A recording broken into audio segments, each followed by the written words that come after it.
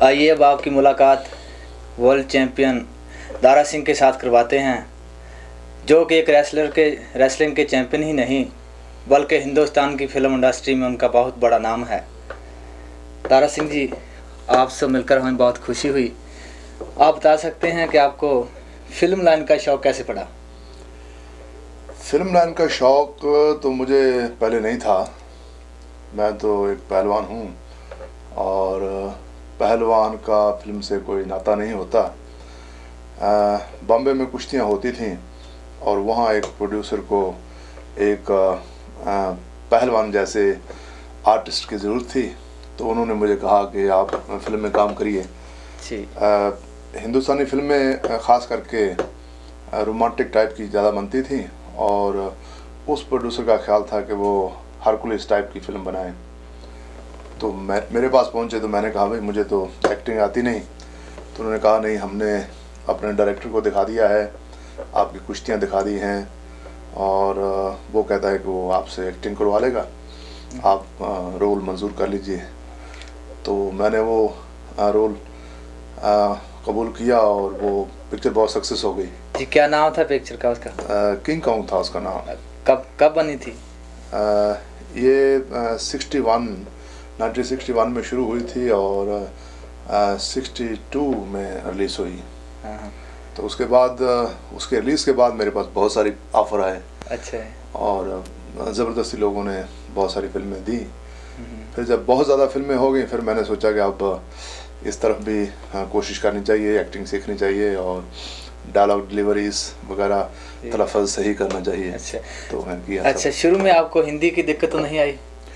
हिंदी की दिक्कत तो ज़रूर आती थी, क्योंकि जितने लोग पंजाब के शहरों में रहने वाले हैं वो तो हिंदी आसानी से बोल लेते हैं, लेकिन जो देहातों में रहते हैं जैसे हम रहते थे तो उनके लिए तकलीफ़ होती है हिंदी बोलने की। तो वो फिल्म लाइन में आकर जब मेरा तलफ़्फ़ुज़ ठीक नहीं था तो मैंने फिर हिंदी और उर्दू ज़बान सीखी, जिससे तलफ़्फ़ुज़ सही हुआ। और पंजाबियत तो नेचुरली ज़बान में रहती है, जो जिसकी मादरी ज़बान है इंसान की, तो वो पहले शुरू में पंजाबियत ज़्यादा रहती थी। अच्छा। अब वो दिक्कत निकल गई, जैसे डायलॉग्स वगैरह बोलने होते हैं तो उसकी पहले अभ्यास पहले कर लेते हैं, रिहर्सल होते हैं। आज तक कितनी फिल्मों में आप काम कर चुके हैं? कोई 100 फिल्म में काम कर लिया है जी। तो अपनी फिल्में मैंने बनाई हैं अब तो 5-6 साल हुए हैं। डायरेक्शन भी की 4-5 फिल्मों की और प्रोड्यूस भी की मैंने अपनी फिल्में। वैसे आपका फेवरेट रोल कौन सा है? जैसे कोई लोग होते हैं आर्टिस्ट सीरियस ज़्यादा पसंद करते हैं, हंसी मजाक का ज़्यादा पसंद करते हैं, आपका कोई फेवरेट रोल है या कि? फेवरेट मैं तो हर तरह का रोल करना चाहता हूँ। एक्शन का जो है वो तो मेरा है ही, क्योंकि मैंने जब एंट्री की फिल्म में तो लोग जो थे हीरो लोग वो डुप्लीकेट से काम करवाते थे एक्शन का, और मुझे तो डुप्लीकेट की ज़रूरत पड़ती नहीं थी, मैं खुद करता था एक्शन। और एक्शन बहुत सारा हम लोगों ने जो फिल्में हैं वो दी, अपनी फिल्मों में ज़्यादातर कुश्तियाँ दी, ताकि जो लोग देहातों में रहते हैं, दूर दूर रहते हैं, जहाँ हम जाकर कुश्तियाँ लड़ नहीं सकते, उन लोगों को कुश्तियाँ देखने को मिलें।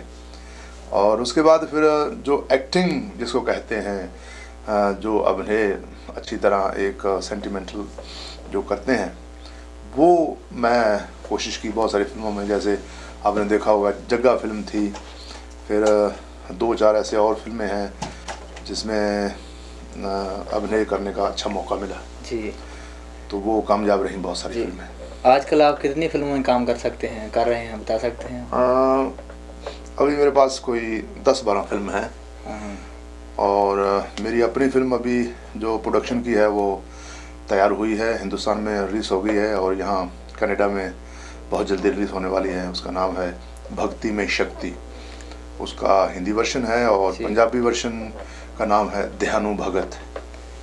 अच्छा जी, वैसे आप बता सकते हैं कुछ नए कलाकार होते हैं जैसे अपने बहुत से आजकल ज़्यादा लड़के लड़कियां इस फिल्म लाइन की तरफ ज़्यादा भागते हैं, आपका क्या राय है इसके बारे में? वो बहुत हद तक यही देखने में आता है कि अपने पैसे बर्बाद करके चले आते हैं, उन्हें सक्सेस नहीं मिलती। जब तक बम्बई में कोई उनका वाकफ़ ना हो, सही राय देने वाला ना हो तो वहाँ नहीं जाना चाहिए। फिल्म लाइन में अच्छे लोग भी हैं और बुरे भी हैं। जो बुरे लोग हैं वो फिर ऐसे लड़के लड़कियों को एक्सप्लॉइट कर लेते हैं, उनके पैसे लूट लेते हैं, उनको ऐसे ही सब्ज बाग दिखा के कि हम ये कर देंगे वो कर देंगे।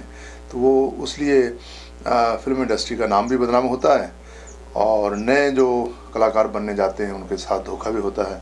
तो मैं तो ये कहूँगा कि जो नए जो जाते हैं, जब तक उनको वहाँ जाकर कोई एक्सपीरियंस ना हो लाइन का, तब तक वहाँ कोई पैसा वैसा खर्चना नहीं चाहिए। पहले जाकर स्टडी करनी चाहिए, लोगों को मिलना चाहिए और जब तसल्ली हो जाए फिर उसके बाद काम शुरू करना चाहिए।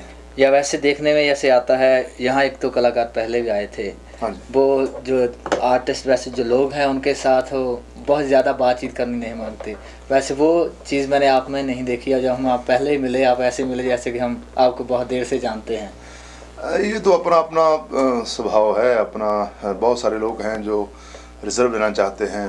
आर्टिस्ट जो हैं वो ज़्यादातर वहाँ बिज़ी लाइफ से आते हैं बाहर, और बाहर आकर वो अलग रहना चाहते हैं। तो ज़्यादा लोगों को मिले तो उनको फुर्सत नहीं मिलती, अपने निजी जो काम होते हैं नेचुरली वो, इसलिए बाहर जो मोस्टली आते हैं इसलिए आते हैं कि हमको कोई एज ए आर्टिस्ट ना पहचाने, हम ऐसे ही घूमें जैसे लोग आम घूमते हैं। तो जहाँ अपने लोग होते हैं हिंदुस्तानी बाहर के देशों में, वो नेचुरली उनको प्यार होता है, वो चाहते हैं कि उनके देश के आर्टिस्ट आएँ तो उनसे मिलें। तो मैं समझता हूँ कि जितना मिलें लोगों से उतना अच्छा है, क्योंकि जो प्यार से मिलने आता है वो उसको अगर आप रूडली उससे बिहेवियर करेंगे तो बहुत बुरी बात है। ये तो ठीक है। आजकल फिल्म इंडस्ट्री में ज़्यादा किसका नाम है, ज़्यादा किसकी आजकल मार्केट है? मार्केट जहाँ तक पैसों का सवाल है, अप डाउन तो होता रहता है। एक आर्टिस्ट की 2-4 फिल्में चल जाती हैं तो वो ऊपर चले जाती है मार्केट, 2-4 फिल्में नीचे चले जाती हैं तो नीचे चले जाती हैं। जैसे कुछ दिन पहले राजेश खन्ना की बहुत सारी फिल्में सक्सेस हुई और वो सुपरस्टार बन गए, और आज अमिताभ बच्चन हैं, उनकी फिल्में चल रही हैं, और धर्मेंद्र जैसा है वो तो एवरग्रीन है और स्टडी चला आ रहा है, उसका डाउनफॉल आया ही नहीं है। तो ऐसे बहुत सारे आर्टिस्ट और भी हैं, विनोद खन्ना है, तो मनोज कुमार है जो आजकल बहुत लोग चाहते हैं जिनको। आजकल आपकी कोई रिसेंटली फिल्म रिलीज होने वाली कौन सी है? यही भक्ति में शक्ति। और जिन फिल्मों में मैं काम कर रहा हूँ उनमें से 2-3 फिल्में हैं जो जल्दी रिलीज हो जाएंगी बाहर की प्रोडक्शन की। एक का नाम है बन मानुष और एक का नाम है गुरु सुलेमान तो चेला पहलवान। ज़्यादातर आप धार्मिक की टाइप की फिल्में बनाते हैं, जैसे देखिए पहले नानक दुखिया साहब संसार, और भी ज़्यादा देशभक्ति की टाइप की फिल्में या धर्म टाइप की? नहीं, मेरा विचार रहता है कि फिल्म जब बनानी है, इतना पैसा खर्च करना है तो उसमें कुछ ना कुछ शिक्षा होनी चाहिए। धार्मिक फिल्में जो है वो इंसान को देखने में अपना जो पुराना कल्चर है, जैसे लोग बिलीव करते आए हैं, उसमें वो देखने को मिलता है। और वैसे मैंने दूसरी टाइप की फिल्में भी बनाई हैं। एक मेरा देश मेरा धर्म फिल्म बनाई थी जो बांग्लादेश के ऊपर थी। तो बाकी पंजाबी में जो नानक दुखिया है वो तो ज़्यादा धार्मिक फिल्म नहीं थी, उसमें एक सोशल स्टोरी के साथ साथ धर्म में भी बिलीव करने का था थोड़ा सा। तो जो भी फिल्में बने उसमें कुछ ना कुछ लोगों को शिक्षा मिले, ये तो ज़रूरी होना चाहिए। या वैसे आजकल ज़्यादा देखने में यही आता है कि लोग देखते हैं कि मार्केट किस लाई मार पिटाई की ज़्यादा होती है और शिक्षा उसमें बहुत कम मिलती है। हाँ, ज़्यादातर प्रोड्यूसर एक्शन की फिल्में बनाते हैं क्योंकि बहुत सारे जो लोग हैं देखने वाले वो एक्शन को पसंद करते हैं जी।